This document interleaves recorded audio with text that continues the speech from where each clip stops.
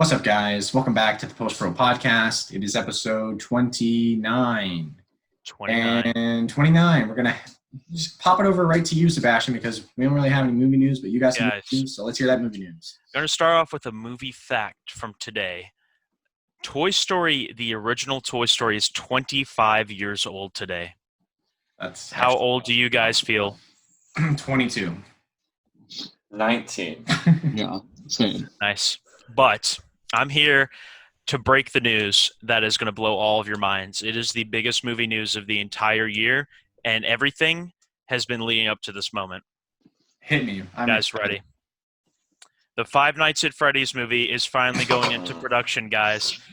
We finally got it. It's sealed the deal. Blumhouse is moving in finally after having the rights for 5 years. They're finally moving in, and they have a script they've settled on, and they are going into production this coming spring.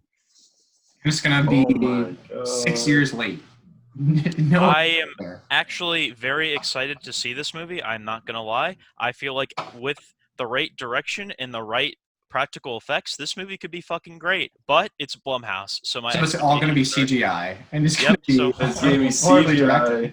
Yeah, but, awful. And then we got Nic Cage's Wally's Wonderland, which is literally just Five Nights at Freddy's, but they were making it before the Five Nights at Freddy's movie has been just in production hell. So we're getting that at some point. So we're going to have two.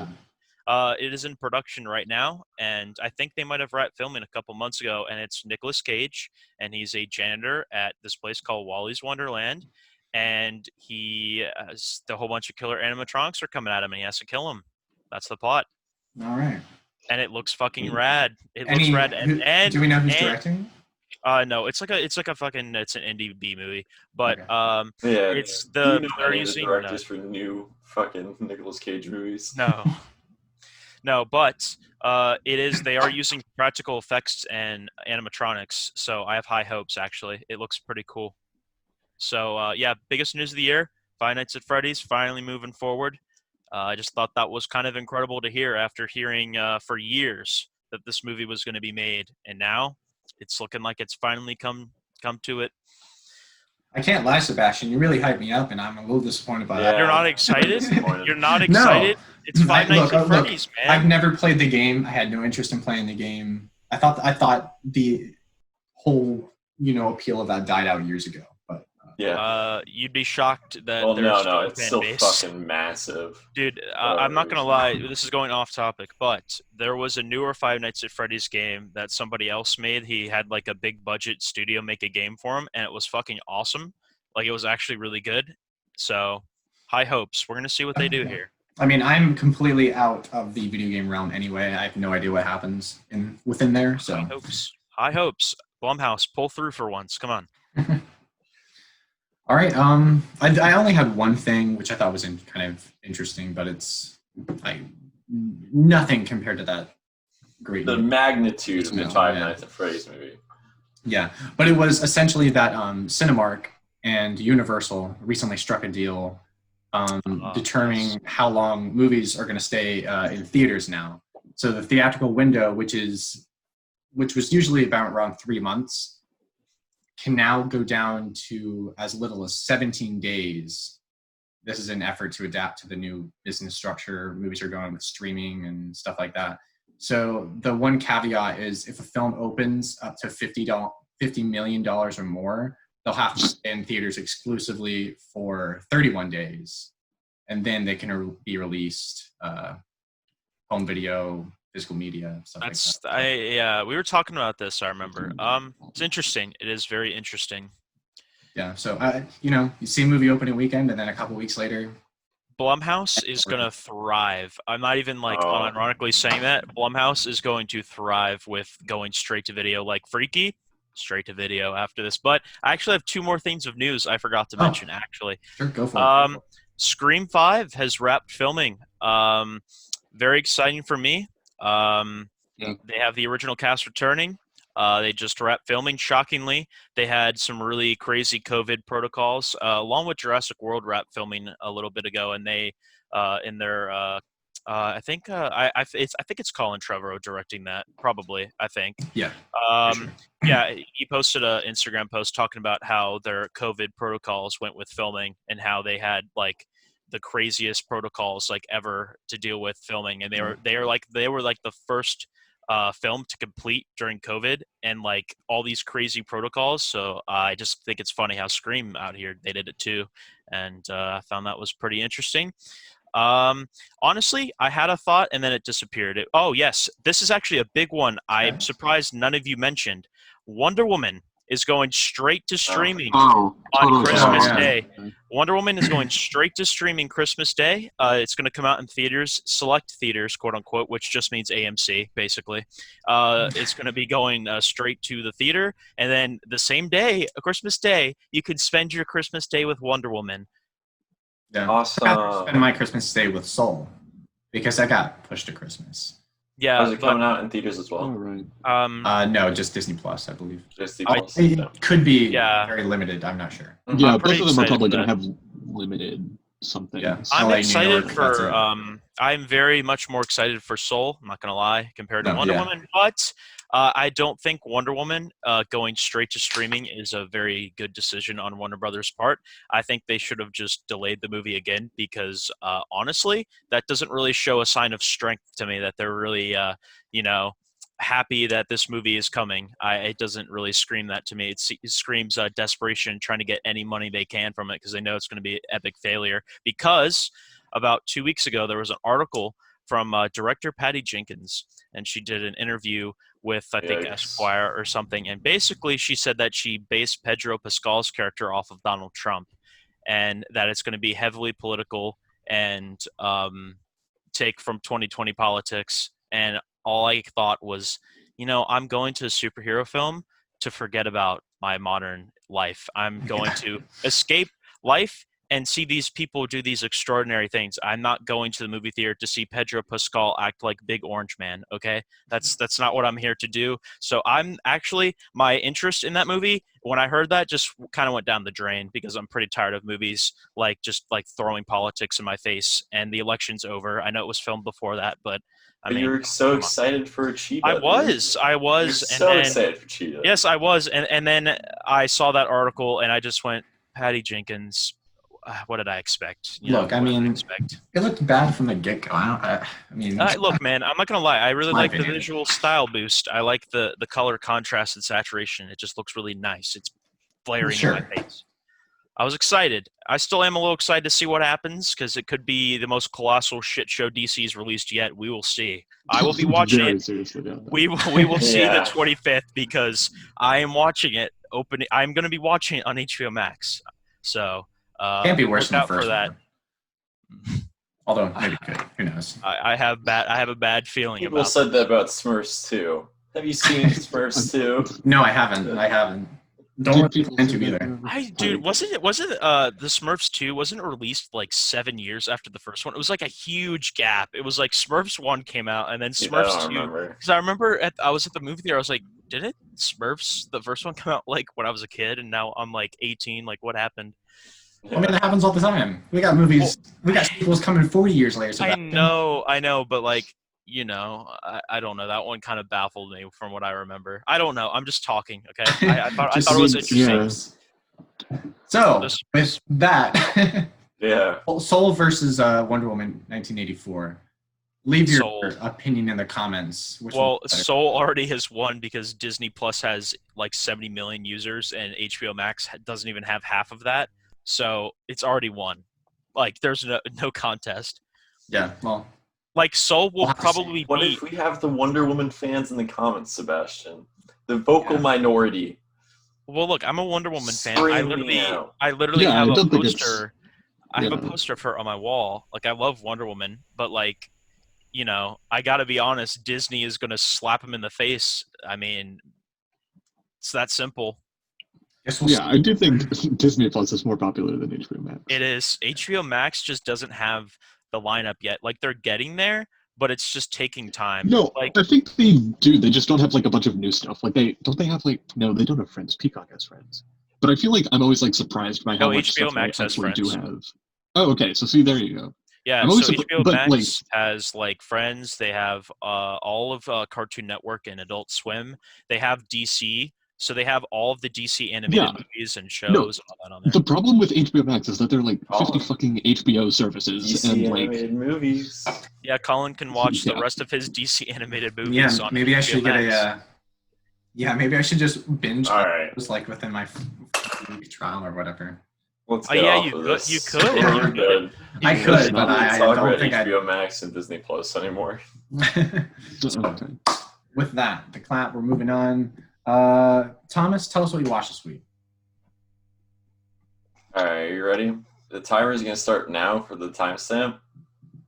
I watched The Cook, The Thief, His Lover, blah, blah, blah. Say the rest of the title. All right, go next. Okay, oh my God. All right, give it up for Thomas. Wow. Was I think I can beat Thomas by 1. Hey. yeah. Here we go, you guys ready? Yeah. Timestamp. Go. Me and Collin went and saw Freaky. I'll talk briefly about Freaky because it was literally the only other movie I watched besides The Cook, The Thief, and whatever the fuck The movie's movie. called. How about we just Anyway, call it Cook, a the movie? Thief. We'll just call it The The Cook, Cook. the Thief, His wife and her lover. Yeah. Okay. But yes, Freaky, starring girl with blonde hair and Vince Vaughn.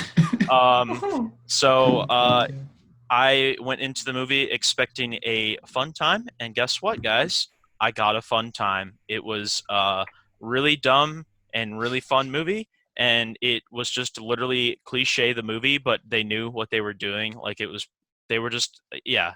So like the first like 15 minutes has like some really fucking awesome kills, and then it cuts.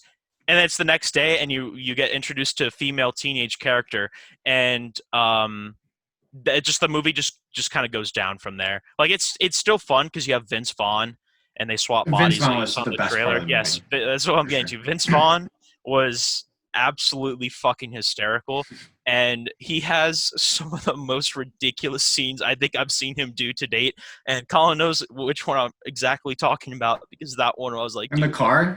Watch, yes. In the car, yeah, that was. I think everyone in the theater I was, was like, what is going on? yeah, Right we won't spoil it because honestly, it's worth the watch just for that. Honestly, yeah, but I haven't seen Vince Vaughn do much lately, so it was kind of nice to see him. And it's clear he had fun making it. It was Oh, yeah. honestly, it was probably a fun as fuck movie to make.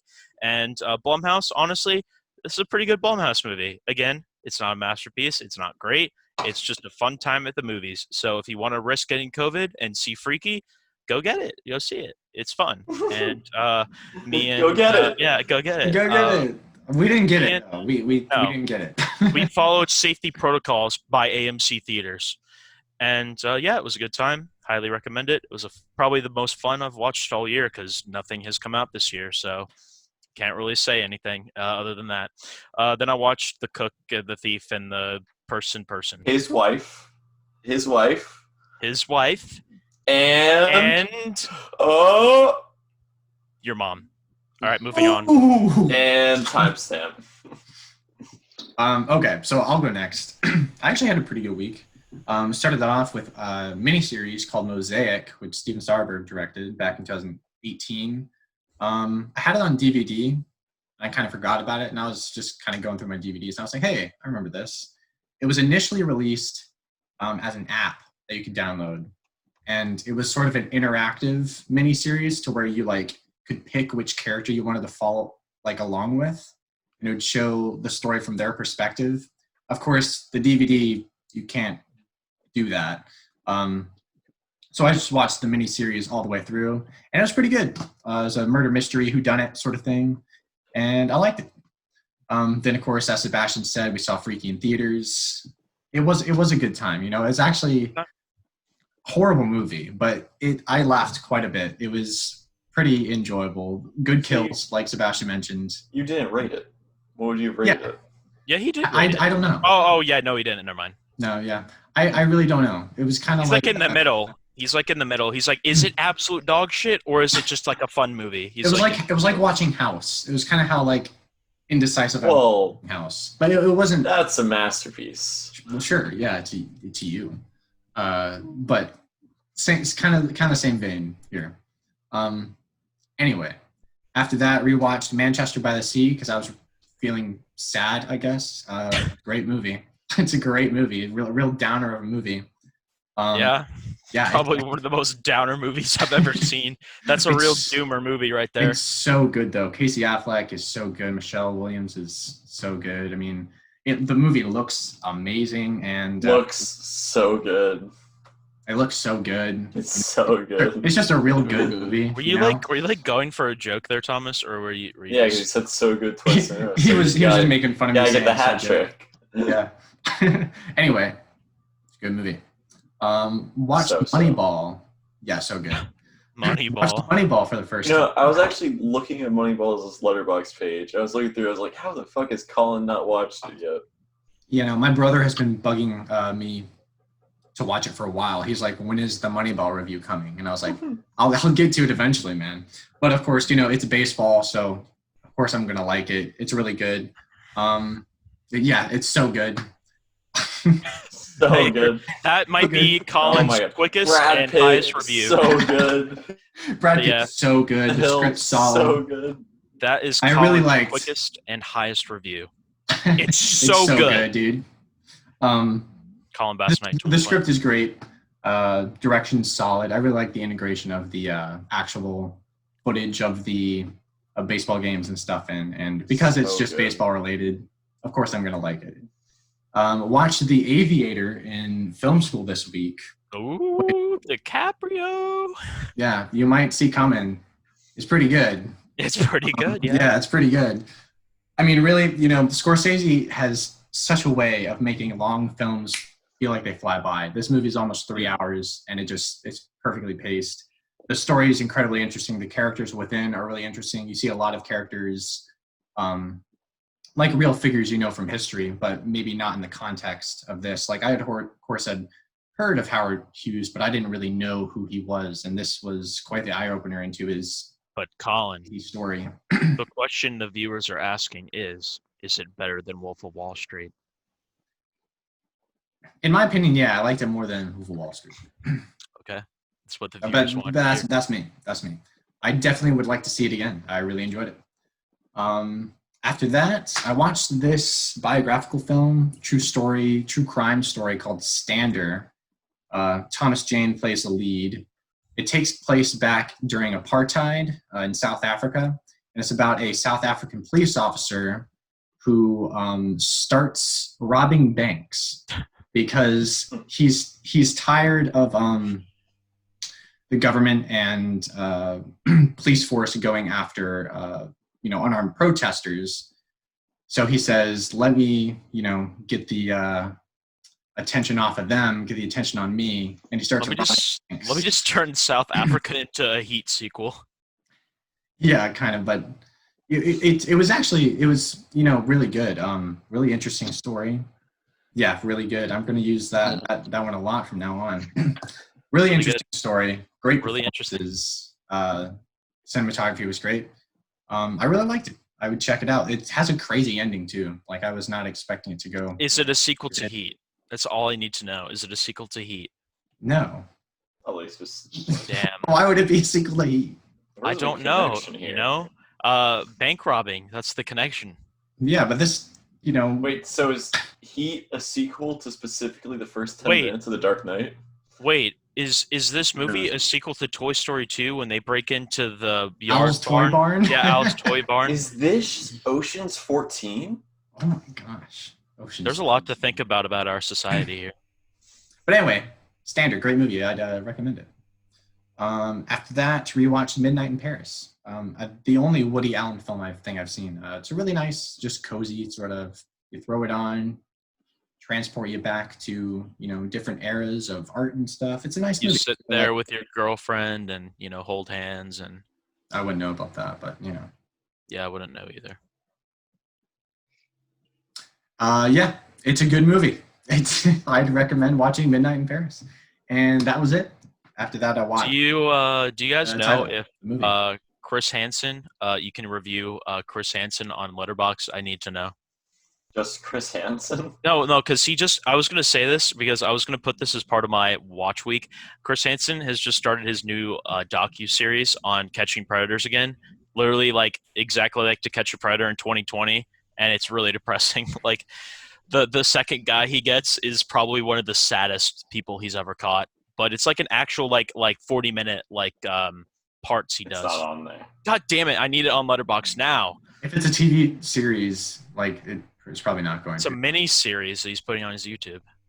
Oh, well. I'm gonna riot to get it on Letterboxd because I need to review it. You can technically add it to Letterboxd. You just have to create a TMDB account.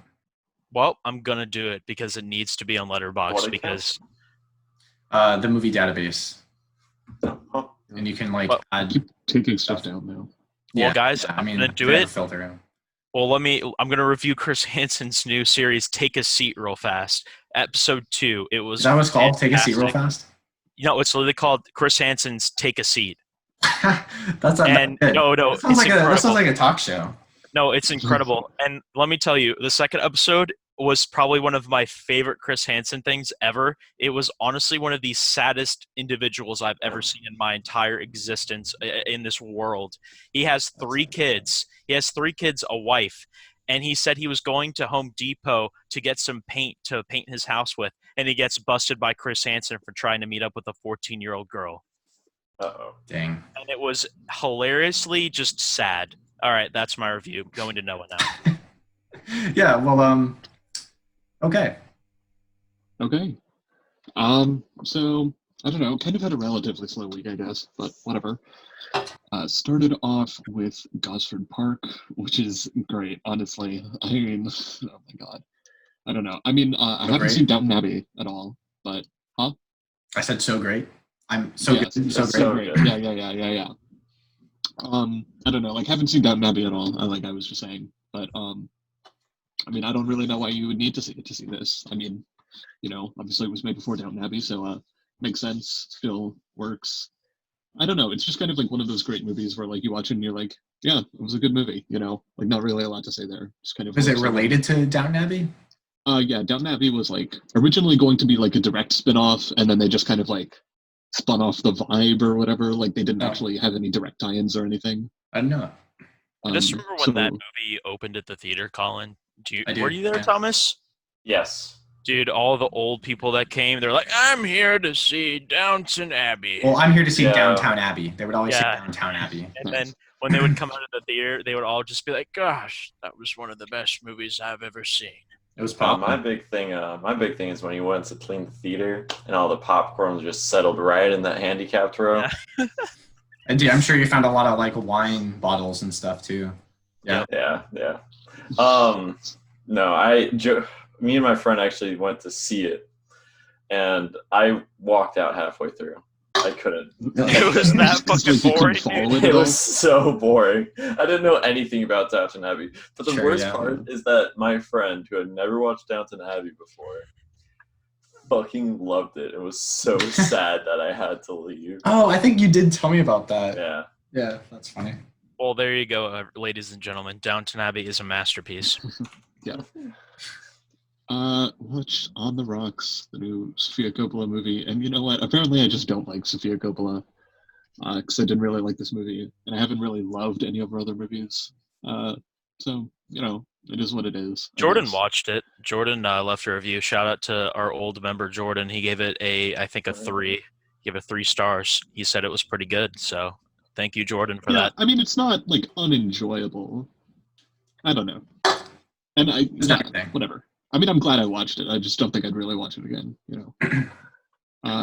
Speaking of that, only sort of mixed nuts. Makes nuts. It's a bad movie. What a name for a movie. Jeez. What? I said, what a name for a movie. Yeah, no, and you. I mean, He's having trouble here, man. Yeah. well, Remember, because he's I don't flooding even back. know. It's like the more that I think about it, the more I'm like, maybe like a 2 out of 10 is a little harsh, Like maybe it should be a little bit higher than that. But then like when I think about like what actually happens, I'm like, no, like I don't think so. And I guess it just kind of boils down to it's like one of those American adaptations of like a French movie where you're that's just all like, you had to say. what? That's all you had to Like, say. yeah, exactly. And then it doesn't really help that like it is directed by Nora Ephron, and like very obviously so. Guys, Which, like, I like her well enough. It just doesn't adapt well to that sort of thing. Old Sure. Boy by Spike Lee. What a masterpiece. Never seen it. Yeah, I haven't seen it either. You don't want to like his watch. theoretically worst movie. Dude, what is like? I know, but that's what I hate about like Hollywood. Let's take this really well-known and successful like foreign film and make it American. Yeah. Well, I mean, it works every so often, like the Birdcage. I feel like there's another obvious one that I'm forgetting. Birdcage is really good. I will admit. Robin Williams. Yeah. I mean, it was really just because of Robin Williams, to be fair. Yeah, but I mean, this is like Steve Martin. I mean, there's no reason that it shouldn't work, theoretically, except for like the obvious reasons, I guess. Watched Used Cars, which is like a pretty good comedy. It's a solid comedy.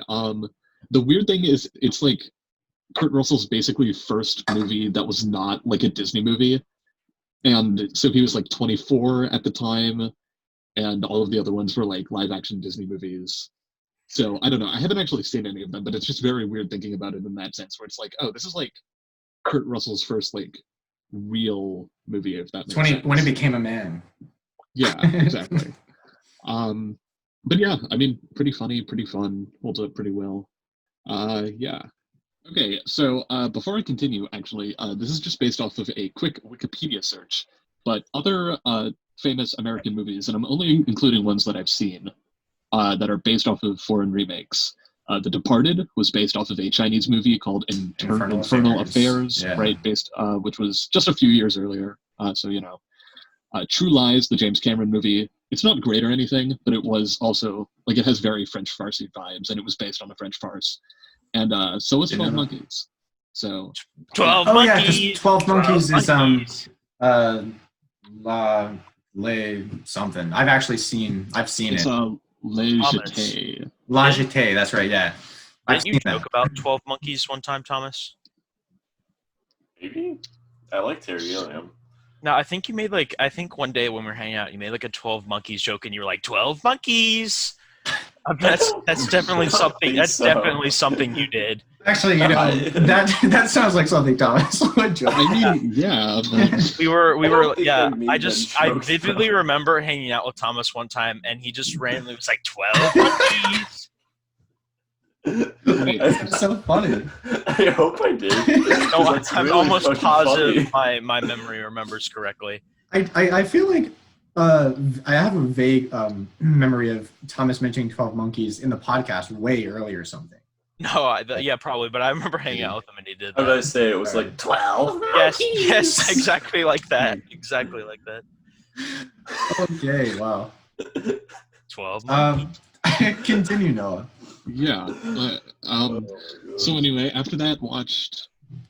So Dick Tracy, which I guess maybe I had seen because I remembered like one very specific thing about it, but only after it happened. And then I was like, oh, maybe I have seen this before. Did you watch it after Collin's glowing review of it? I mean, it was on my watch list for a while. I don't know if it was actually on my watch list, but it was on my like, this seems interesting, and it, is directed by and starring Warren Beatty, and it also is like that incredibly niche genre of like things trying to capitalize on Batman 1989 success, which include like The Phantom and The Rocketeer, which are always just like fascinating to me, even though most of them aren't very good. Although this one, honestly, I think it is. It's a very, I don't know, I guess stupid movie. I could come up with like a better way to put it, but whatever. I guess that's basically what it is. It's just pretty to me. That's about it. Yeah. Oh yeah, it looks amazing. I mean, that's not necessarily the main reason I liked it. I mean, maybe it is, but I don't know. Like everybody just kind of occupies like a specific, well, not even specific, like a very odd caricature. And, nobody's motivations make like a lot of sense, but they are very straightforward as well. So it feels very like the comic strip. I will say that about it. It just kind of tracks on a very like simple level. Yeah. Are you saying it's for simple people, Noah? I mean, I liked it. I don't know. Make of that what you will, I guess. Anyway, watched Lenny, the Bob Fosse biopic about Lenny Bruce. Lenny. Hold on. Lenny Yeah, Bruce. You must be Leonard. I was actually gonna. Oh, okay. Okay, interesting. I was just looking at Fosse's writing credits. Apparently, he only wrote 2 of his movies, and this is not one of them. Yeah, I don't know. I liked it. It's a very interesting movie because it is like about a comedian. It was made 40 years ago. The comedian died 10 years before that. I'm saying the comedian now when it's the name is in the movie. Anyway, yeah, I don't know. It's a very interesting look, and when you watch it, you're like, oh, I very much see how Bob Fosse went on to make all that jazz, because it's a very similarly critical look at someone who is very successful and revered, but who has serious psychological and physical problems, and eventually, well, okay, I guess I shouldn't say that actually because it's a spoiler. The headless Sebastian. Yeah, great. Sorry, I had to. Yeah, good job. 12 monkeys. Yeah, you don't. 12 monkeys. Oh my god. Completely derailed. It's fine. That's pretty much all I was going to say about Lenny. Watched Argo, the Ben Affleck, also directed by and starring by movie, also in relation to Dick Tracy, not in relation to Lenny, obviously.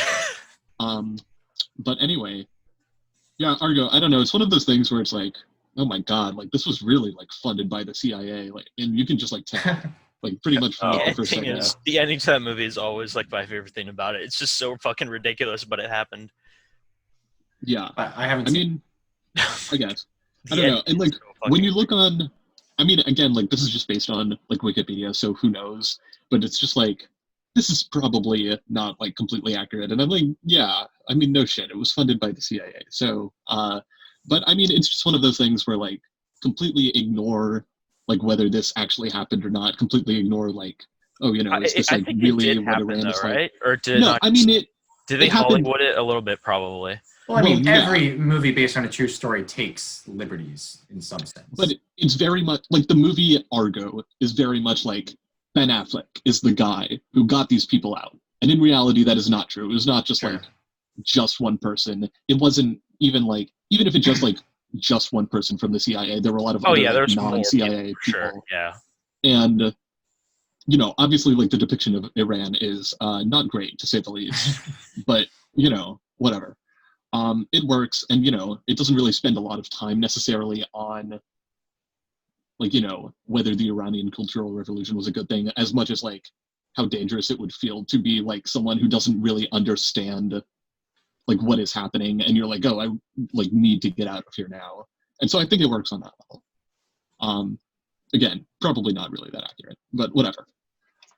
Speaking of It's something Collin. else, It's worth watching for the ending, for sure. I mean, I'd like to see it. I mean, I think you'd definitely like it. Yeah, it's just the fact, again, it's one of those movies that's oh man, this is a true story, and then it's well, if that really happened, that's fucking crazy. Especially the ending. The ending to the movie, when I saw it in the theaters back in the day with my mom, I was I couldn't honestly, I fucking couldn't believe they got away with that's all I'm gonna say, because you got to watch it. Yeah. No one knows what I'm talking about. I do. It's fucking, dude. I really don't know. I really don't think that part happened. Dude, but, if I mean, it did, whatever. that's insane. Anyway, The Martian, which I actually hadn't seen, mostly because when I saw the trailers 5 years ago, I was this is gonna be dumb, right, and bad. It was not. It was a great movie. Honestly, one of my. I mean, I haven't seen that many Ridley Scott movies, but definitely one of my favorites. We're talking about the Matt Damon one, correct? Yes. Yeah. I mean, I don't know. And it's so weird that I like this, because for a lot of it kind of is. Space, I was wow, no one gave The Martian 4.5 stars? What? For a lot of serious space survival, or even just survival movies, I guess, normally I just kind of zone out after the first hour or so. But I really didn't for this one, and I'm not entirely sure why. I guess it probably has to do with the fact that one, I like Ridley Scott. Two, I like pretty much every single A-list actor involved is someone that's a great cast. I'm just and not even just oh, I think they're very good, but somewhat of a personal favorite of mine, Chastain, Pena, Daniel, I whatever. I don't know. It's I just love the situations he gets involved in, like on Mars, like all these crazy situations. You're like, oh, that's actually kind of interesting the way that they. Definitely. Well, it feels like realistic, and like if that this happens, this is what they'd have. Yeah, and it never gets repetitive, which is again like a complaint that I normally have with those types of movies. I don't know, whatever. It's really good. And then I watched The Cook, the Thief, His Wife, and Her Lover. All right, so with that, Thomas, take it. I'll take it away because person who picks is usually supposed to go last, but I guess that just wasn't allowed this time. Yeah, sorry. I honestly, I kind of forgot about that. Also, I knew you hadn't watched anything, so yeah, just get over with it. Whatever. Yeah, so this is just something I've been interested in for a while because we were talking about it earlier. I don't remember if we were recording when we were talking about it, but I was watching an interview with Ari Aster, and he mentioned how this is one of his favorite films. It helped define him as a person from a young age, and it was one of the biggest influences on Hereditary. And me loving Hereditary, had this on my watch list for forever, and I really liked it. I think it's captivating, and the biggest thing about it, for me at least, is the cinematography and the actual framing of the scenes is fucking fantastic, like beyond brilliant. Feels more as of a play, same way as Birdman does sometimes, but different in the way how Birdman is much more personal with the characters. The camera work is so much more further back, and it almost feels as if you're watching from the audience, which would be, that similarity with Hereditary, where it gives you that more omniscient, no, I can't pronounce that for shit, that more omniscient view. Yeah, I liked it. Yeah. I thought it was a good movie. I didn't like it. Hey. But, going from history of Thomas's picks, from my point of view, we're still on a cold streak, Thomas. I'm sorry. Wait, so what the last three? I mean, you didn't rate House. Yeah, I mean, I enjoyed House. Yeah, so, okay, with the exception of House, everything else has been... Speed Racer. Warm to just hard... Anomalisa. What else am I forgetting? Anomalisa. I guess Synecdoche. What are other picks? Raid. I don't think you've had a single pick of mine that you gave over like 3 stars. 3 stars, yeah. Jesus Christ.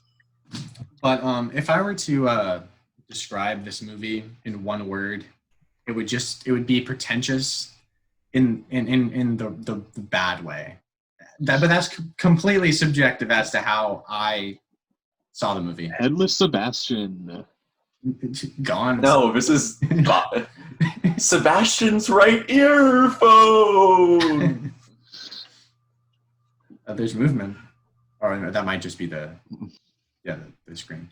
But anyway, I just found this movie really boring and really pretentious. It just felt I couldn't get into it. Like, so the first 20 minutes I was kind of on board, and then just kept going. And I think part of the reason it just you mentioned theatricality, and it is very theatrical. Like, this could have been adapted from a stage play. So he actually got the baseline for the script from a stage play. I think it was a French play in the 30s or something. Yeah, and I think I looked at the plots of the two, and they're like not even remotely similar. It's just like both of them are sort of, well, I like skimmed it, so I might be wrong, but I think both of them are just like sort of vaguely about revenge and like the public consequences of that. But what was it called again? Like, Tis She a Horror? Oh my god. I don't even remember. Whatever. But yeah, I think that's basically what it was. Okay. But I mean, simply... It's, okay, go ahead. 1 second, I can get it. It's a pity she's a whore. This guy returned from university in Bologna, has developed an incestuous passion for his sister. Opens with him discussing that problem. Meanwhile, she's being approached by a number of suitors. Past lover verbally attacks. Okay, skipping to the last paragraph. On the day of the feast, Giovanni visits Annabella. After talking with her, stabs her during a kiss. So yeah, like, none of these seem to be really tracking. Huh? Sounds like it has like the same kind of beats. I mean, vaguely. Yeah. But not necessarily like the same characters or anything. But I mean, yeah, it's like sort of the same thing. If we're talking about theatrics, it sounds like it kind of took the same theatrics. Yeah. Like how it has all these like kind of emotional graspings between the characters, and then it builds up to some epic, kind of like huzzah moment. Yeah, the ultimate showdown. Yeah. Which is basically what happens in the movie as well. So yeah. But I think what it came down to for me is there are so many like what it did. Each element of what this movie was could have been great, but for me, they just didn't work. Because they're like I think I mentioned in my review, this movie is really unpleasant. And it's not that I don't like unpleasant movies. I just talked about Funny Games not too long ago, and I really liked Funny Games. But here, it felt like unnecessary in the sense, or just too many titties. No, that was It it was really only one pair of titties. It just says it multiple times. But no, that wasn't even the unpleasantness. The unpleasantness was like the gross eating and the ending. Which I really liked the ending. I thought the ending was wild. Yeah. But then, like, as well as the absurdity and kind of surrealist elements it throws in. I mean, like, I love Lynch, so, you'd think I'd be kind of on board. But here they just felt tonally ineffective, and they were just kind of randomly thrown in. And the same thing goes with the theatricality. In film school, we just watched Who's Afraid of Virginia Woolf not too long ago, and I really liked that. But here, it just came off as pretentious in like all the wrong ways. It didn't translate for me at all. I thought there were lots of interesting ideas. Like the main premise is interesting, of course. And it's a really well-made movie. I mean, it looks great. I really like the score. Cinematography's solid. The set design is awesome. I really liked the kitchen looked amazing. Yeah. And the ending, as cool as it was, I just could not get into it. Yeah, I'm like kind of right with you, Collin. I like the theatrics. I thought the acting for the most part was pretty great. Thomas talking about shot composition and cinematography, I really enjoyed that part. Probably my favorite. That was probably my favorite thing about it. For the time, it's definitely one of the better, well-made movies I've seen from 80s-ish in terms of like cinematography. It was very nice. And then 90. it was like, I think it was like 87. 89, whatever. 89. Released in festivals in 89. It was released in the US in 90. Yeah. That era. It still looked very good. Like it. Yeah. Anyway, last 30 minutes. That was pretty great. It was probably, This was a fucking wild 30 minutes, let me just say. And that shocker of an ending, okay. Yeah. So that's, I liked it, but I didn't think it was that great. I really, I don't know. I was kind of with Collin. The first like half of the movie, I was so bored. I was like, Jesus Christ. And nothing really, quote unquote, happens until the midway point of the movie. Yeah, and by then it was kind of like too late for me to start caring. So I enjoyed the finale. It had like a Once Upon a Time in Hollywood effect on me. I feel like if I watch it again, I'll probably like it better going in knowing kind of like what happens. Because you can like try and read into the subtext more, Yeah. I feel like if I watch it again, I'll probably like it a lot more. Because with Once Upon a Time in Hollywood, I was just like, what did I just watch? I was like, that was the most baffling Tarantino I've seen. And I watched it again and I knew what he was going for. I definitely feel like if I watch this at least one more time, I'll appreciate it more. So. All right. No, because you haven't said anything yet. No, I haven't. Because this is honestly one of like my new favorite movies. I don't know. It's just fuck yeah. It's someone's incredible. on my side. This is exactly what Sebastian and I said would happen. This is what I said. We knew Thompson would absolutely love this. Yep. But I might like it more than Thomas. I don't know how much Thomas. I'm at like I guess I won't say my rating yet. But if it's one of your new favorite movies of all time, I'm assuming you gave it perfect. Yeah, I don't know about of all time per se. Definitely like one of my favorite things that I've seen in like a while, like a couple of months at least. I don't know. It's just like crazy how much this works. Like for me personally, I'm saying. I don't know. It's just like it's like the first hour is just like Michael Gambon basically like non-stop monologuing. Oh my God. Yeah. By the way, his performance was fantastic. Yes. Well, I wanted to say all that. Every performance was fantastic. Every performance was solid. I guess you have the main Michael Gambon right? especially. Mm-hmm. Well, he was also great. Especially like apart from the main four, fucking Tim Roth It's hilarious. Yeah. No, it's Oh my god, just his physical performance and how he moves himself is so good. And I mean, this is true for like literally everyone that's not Michael Gambon, but like how Tim Roth doesn't speak for like the first hour of the film, and then he kind of just like says something that's like, I don't even remember. I feel like it's like, you know, a couple of words, and it's like, great, yeah, I don't know. Yeah. I mean, oh my god, I'm just reeling from like. I think it was something stupid about like, I'll eat his penis next time I see him or something like that. Yeah, I forget if that was the first thing he said, but yeah, that is the first thing he said because God. it caught me off guard. Yeah.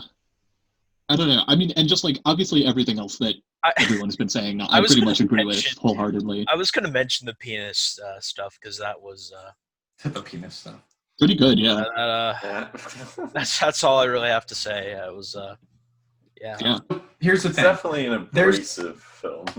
Yeah, I mean, it's Yeah, basically. I think the thing that I liked about it is it starts off like really incredibly violent. Like probably the that was start an intense is like opening scene. yeah, probably this like literally the first like, you know, 10 minutes or whatever is probably like the most intense of how it is. And you know, there's like a lot of it where it's just like Michael Gambon like yelling and throwing stuff, but nothing necessarily super like intense or violent actually happens. When they go back to Michael's yeah, there definitely is a lot. Oh, I forgot about that, honestly. There is a lot of other stuff too, like him throwing the fork at someone's face. I just honestly, yeah, you're right. Actually, the like actual murder is probably the most intense thing that happens. So just thrown down his throat. That was like basically, guys, it's a Cannibal Holocaust sequel. I mean, I guess. I don't know. Sebastian, you're tempting me so hard. My next pick's gonna be fucking Sallow. Oh my god. You know, I'm not gonna watch that. This was the prerequisite to Sallow. That's what I was thinking. I was like, dang, I wonder if Thomas knew like what happened in this movie so he could prepare us for Sallow. That's literally what I was thinking at one point. I was really tempted to pick Sallow for this week. I will watch it. You and I should just watch it, Sebastian, this week. I'm down. Yeah. Right. I'm not saying that like I won't watch it. I'm just like it's not a guarantee that I'll finish it. Is it worse than Martyrs is the question. Sebastian said you said that you've read about the scenes or like seen parts of the scenes. He said that it's like uncomparable, right? Or Collin, you said that, right? Well, I mean, so if Martyrs is just graphic violence, Sallow is just disgusting stuff. Okay, because Martyrs, I'm telling you guys, that shit. I would rather watch like graphic violence than. But I'm telling you, with Martyrs, the graphic violence is disgusting. Well, sure, yeah, okay, so yeah, I mean that's a good. Right. Back to the cook, the thief, his wife, and the not so disgusting as Martyrs.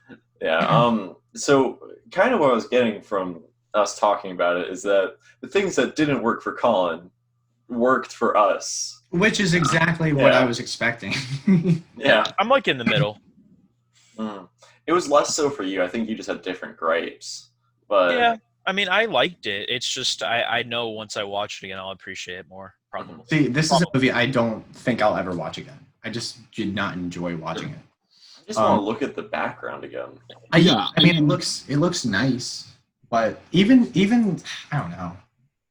I could not get the taste of pretentiousness out of my mouth while watching this movie. Strange. Everything felt so like, ooh, look at me. I'm a filmmaker, and this is weird, gross.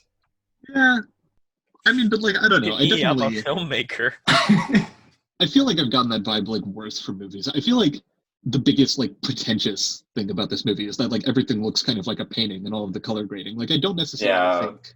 Yeah, but like, because it's never focusing on the violence really. It's always like something that's like happening and like the frame is like super pushed back. Yeah. So yeah. I don't know. I don't know. I mean, like I've said before, I mean, I've seen movies with elements like this, you know, where it just looks incredible and you can't look away, or where there is graphic violence, or there is just unpleasantness, or there is theatricality to it. But this film, for whatever reason, it just rubbed me the wrong way. It was like way too talky. I just couldn't really care for anything that was really happening, even though, like, you know, you had that like base level emotional reaction, like, oh man, I feel bad for her, I hate this guy, you know, this is bad, this is nice, whatever. But yeah, I don't know, Didn't like it. And here's like another thing. It's just there was definitely intent behind everything put into the movie. You know, I could see that. Everything had a reason to be there. Everything had a reason to be said, to be shown, whatever. It just didn't work for me, you know? Yeah, I get that.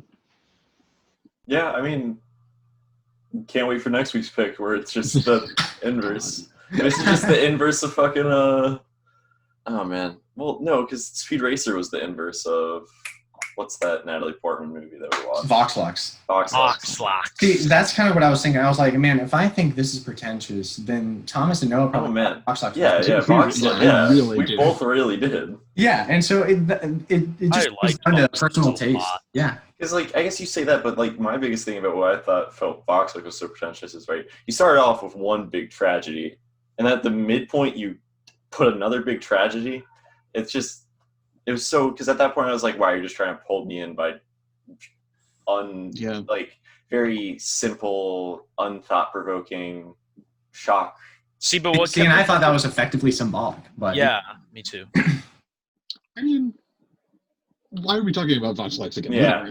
I mean, it was kind of a valid comparison between each, yeah. like, our tastes. So yeah, I guess. I just didn't want to, like, literally analyze Vox Lux again. Yeah, I didn't realize, I know, but I didn't realize it actually kind of somewhat compares to the themes of what we just watched, kind of. Yeah. I mean, I think Vox Lux is much more, obviously, of, like, a 9/11 allegory.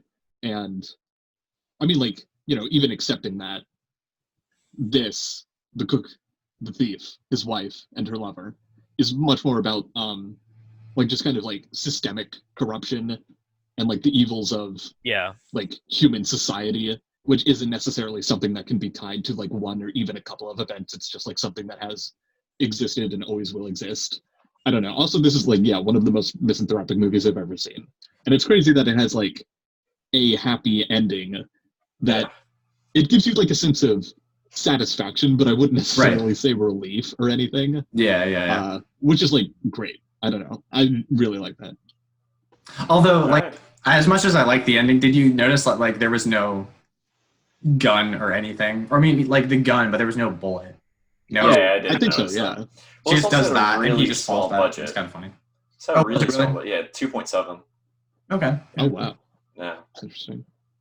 So, I mean, that's pretty small, but they could have gotten a bullet. You know, they could have. Yeah, for sure. But think about how much they spent. Yeah, that definitely would have improved the movie that. Like tenfold. Oh man, yeah. It was just a funny detail. I noticed it, but it was fine. It's like the Pulp Fiction bolts in the wall. Yeah, exactly. Yeah. Yeah, I didn't realize that till like the 20th time I'd watched Pulp Fiction. I was like, am I tripping right now? And I was like, oh, you sneaky devil, Tarantino. You really got me. It's just that definitely wasn't intentional. No, dude, it's intentional. It's just talking about how our destinies are predetermined and all the other Pulp Fiction symbolism. Pulp Fiction time travel theory. Pulp Fiction time travel. So Jules and Vince are from the future. Inside the briefcase is a time travel device. Do ratings. Oh, I probably. Yeah. So. Oh, okay, cool. My Publix ID isn't on the back of that one. What? I almost had my Publix ID. Why didn't you say that? No one would have noticed that. Well, no, but this one is the WeCheck ID badge. Oh, yes. This one, my the back of it. Badge. The back of this one has can't show you guys that. Well, now I'm gonna steal your name name tag. Can we even do anything with it? Yeah, I mean, you need I'm gonna clock in. Yeah, you could clock me in. Yeah, exactly. Like. Okay, ratings. I'll start it off. I mean, as well made as this movie was, as good as the performances was, as definite intent behind each and everything there was, it simply did not work for me. I'm going to give it a 3 out of 10. Okay, well, I mean, 10 out of 10. I guess it doesn't really come as a surprise. Yeah, the exact opposite. 9 out of 10. Fucking loved it. It's fun to stay at the YMCA. I'm giving this one a 5 out of 10. It's fun to say the... Yeah, I'll take it. So that brings us to a 6.75 out of 10. Why did you just question me saying it's fun to stay at the YMCA? Missing something here? Have you never heard YMCA before in your life? No, but why are you saying the part of YMCA? That's the point. I was just randomly saying it, and you're 12 monkey. Oh, I ever need fun episode. Okay, so with that being said, 6.75 out of 10 for The Cook, The Thief. That's half of 12 Wow. Monkeys. A little more than half of 12 monkeys. 11.5 It 12 would, Monkeys. no, it'd be half of 13.4 monkeys. 13.4 Monkeys. Okay. Yeah. All right, Collin, it's your pick. All right, so yeah. Is it 12 Monkeys? I hope it's 12 monkeys. You know what? Let's know. I was just kidding. Yeah. I don't even know. Although, I haven't seen 12 Monkeys. I'd like Neither to. have I, actually. It's pretty good. That's, I have seen. See, that's why I don't think I made that joke, though, because I've never seen 12 monkeys.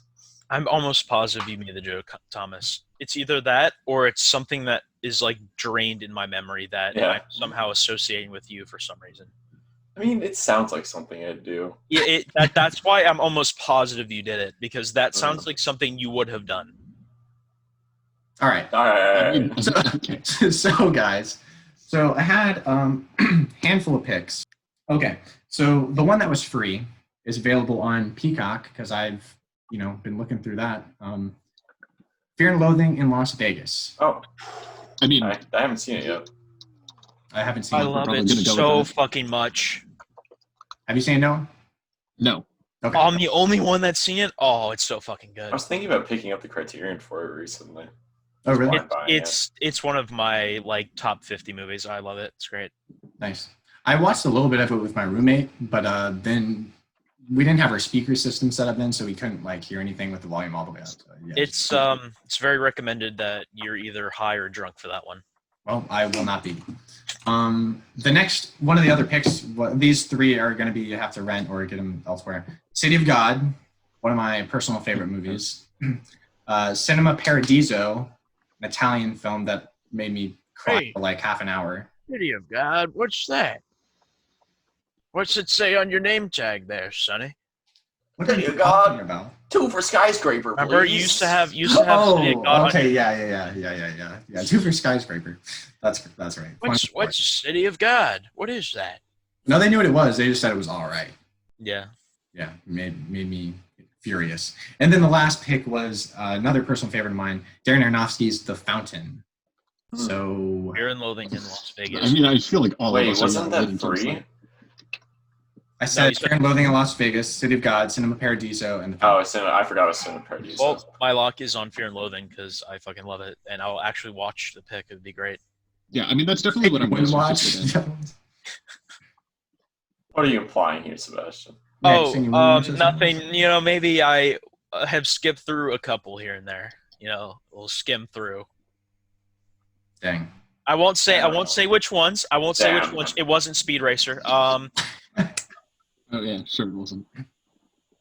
So what do you guys think? I mean, Noah? All of us have been saying Fear and Loathing. You can use whatever you want. Oh, I didn't even hear that. I only heard Sebastian say it. So that's fine with me. Fear and Loathing in Las Vegas. Johnny Depp is fucking. He is something else in this movie. You directed it again? It's Oh, also Terry the Gilliam. plot of the Terry movie. Gilliam, Oh my god, I always forget that. Yeah. I the thought that's plot- why.